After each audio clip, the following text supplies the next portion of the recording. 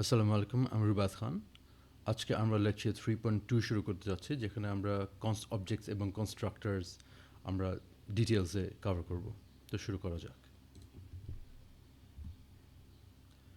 Dirt programming ল্যাঙ্গুয়েজে আমরা সাধারণতভাবে এই দুইভাবে একটা রেগুলার অবজেক্ট তৈরি করে থাকি। ক্লাসের নাম, তারপর ভ্যারিয়েবল ইকুয়ালস আবার ক্লাসের নাম, অথবা var কিওয়ার্ড ইউজ করে তারপর ভ্যারিয়েবলের নাম ইকুয়ালস ক্লাস নেম। সো এই পাশের একটা ছোট কোড এক্সাম্পল দেওয়া আছে। এখানে একটা ক্লাস আছে স্টুডেন্ট। মেইন মেথডের ভিতরে দুইটা অবজেক্ট তৈরি করলাম। এখন আসি আমরা কিভাবে একটা কনস্ট অবজেক্ট তৈরি করি। এখানেও দুইভাবে অবজেক্ট তৈরি করা যায়। প্রথমে কনস্ট কিওয়ার্ড ব্যবহার করে একটা ভ্যারিয়েবল, তারপরে ক্লাসের নাম, অথবা ক্লাসের নাম তারপর ভ্যারিয়েবল ইকুয়ালস কনস্ট কিওয়ার্ড তারপর ক্লাসের নাম। পাশের কোডে যদি আমরা একটু তাকাই, তাহলে দুইভাবে অবজেক্ট তৈরি করা হয়েছে। তো এখানে একটা স্টুডেন্ট ক্লাস আছে, আর মেইন মেথডের ভিতরে আমরা প্রথমে একটা কনস্ট অবজেক্ট তৈরি করেছি, যেখানে কনস্ট কিওয়ার্ড ব্যবহার করেছি ভ্যারিয়েবল s1-এর আগে, এবং তারপরের লাইন নাম্বার 9-এ আমরা আরেকটা কনস্ট অবজেক্ট তৈরি করেছি, যেখানে আমরা কনস্ট ইউজ করেছি ইকুয়াল সাইনের ডান দিকে। এখন এই দুইভাবে অবজেক্ট তৈরি করার মধ্যে কিছু পার্থক্য রয়েছে। যখন আমরা ভ্যারিয়েবলের আগে কনস্ট শব্দটা ব্যবহার করব, তখন অবজেক্টের সাথে সাথে আমার ভ্যারিয়েবলটাও কনস্ট হয়ে যাবে। তার মানে হচ্ছে একটা কনস্ট ভ্যারিয়েবলের সমস্ত শর্ত এখানে প্রযোজ্য। আমরা লাইন নাম্বার 9-এর দিকে যদি তাকাই, 9 নম্বর লাইনের দিকে যদি তাকাই, এখানে আমার একটা এরর দিচ্ছে, কারণ আমরা s1 ভ্যারিয়েবলের মান চেঞ্জ করতে চাচ্ছি।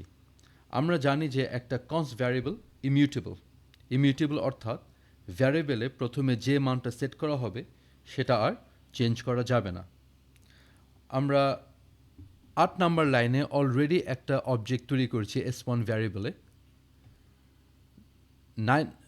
9 নম্বর লাইনে আমরা কি করতে যাচ্ছি, আগের অবজেক্টের রেফারেন্সে রিপ্লেস করে নতুন একটা object reference তৈরি করতে যাচ্ছে, which means we are trying to update the value inside s1. যেহেতু s1 একটা কনস্ট ভ্যারিয়েবল, সুতরাং এটা আমার এরর দিচ্ছে, আমাকে করতে দিবে না, কারণ ভ্যারিয়েবলটা ইমিউটেবল। আবার আমরা যদি লাইন নাম্বার 7-এর দিকে যদি তাকাই, সেখানে আরেকটা এরর দিচ্ছে। এর কারণ হচ্ছে আমরা কনস্ট ভ্যারিয়েবল ডিক্লেয়ার করেছি, ঠিক আছে, কিন্তু এখানে কোনো ভ্যারিয়েবল আগে সেট করে নেয় অথবা ইনিশিয়ালাইজ করে নেয়। আমরা জানি যে কনস্টের আরেকটা অর্থ হচ্ছে constant time variable, which means আমি যখন একটা কনস্ট ভ্যারিয়েবল ডিক্লেয়ার করব, সাথে সাথে আমার ভ্যালুটাও আমার সেট করে নিতে হবে। যেহেতু আমি এখানে সেট করি নাই, দেয়ারফর আমার লাইন নাম্বার 7-এও এরর দিচ্ছে। এখন আমরা ডান দিকের কোডের দিকে একটু তাকাই। এখানে আমরা আরেকভাবে কনস্ট অবজেক্ট তৈরি করছি। এখানে আমরা s1 ভ্যারিয়েবল ডিক্লেয়ার করার আগে কনস্ট কিওয়ার্ড ব্যবহার করি নাই। আমরা যদি লাইন নাম্বার 7-এর দিকে তাকাই, s1 ভ্যারিয়েবল ডিক্লেয়ার করেছি ক্লাসের নাম দিয়ে। তার মানে হচ্ছে এইখানে s1 ভ্যারিয়েবলটা আর কনস্ট ভ্যারিয়েবল না, বরং একটা রেগুলার ভ্যারিয়েবল। এই কারণে লাইন নাম্বার 7 আমার কোনো এরর দিচ্ছে না। আমরা যদি 9 নম্বর লাইনের দিকে তাকাই, তাহলে দেখব যে s1 ভ্যারিয়েবলের নতুন অবজেক্ট রেফারেন্স তৈরি করছি। প্রথমে আমরা লাইন নাম্বার 8-এ একটা অবজেক্ট রেফারেন্স তৈরি করছি স্টুডেন্টের। লাইন নাম্বার 9-এ আমরা নতুন করে আরেকটা অবজেক্ট রেফারেন্স তৈরি করছি, উইচ মিনস আমার পুরানটা আগে রিপ্লেস হয়ে যাচ্ছে, এবং এতে কোনো এরর দিচ্ছে না। তার মানে হচ্ছে s1 ভ্যারিয়েবলটা আমার ইমিউটেবল না।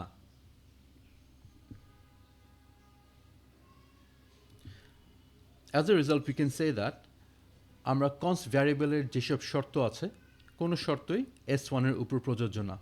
তাহলে এখানে বলতে পারি এখানে এই পার্টিকুলারভাবে আমরা যদি অবজেক্ট তৈরি করি তাহলে শুধু আমার অবজেক্টে কনস্ট হবে, ভ্যারিয়েবলটা কনস্ট হবে না।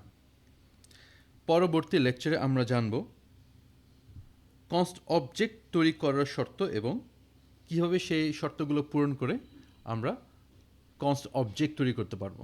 Thank you.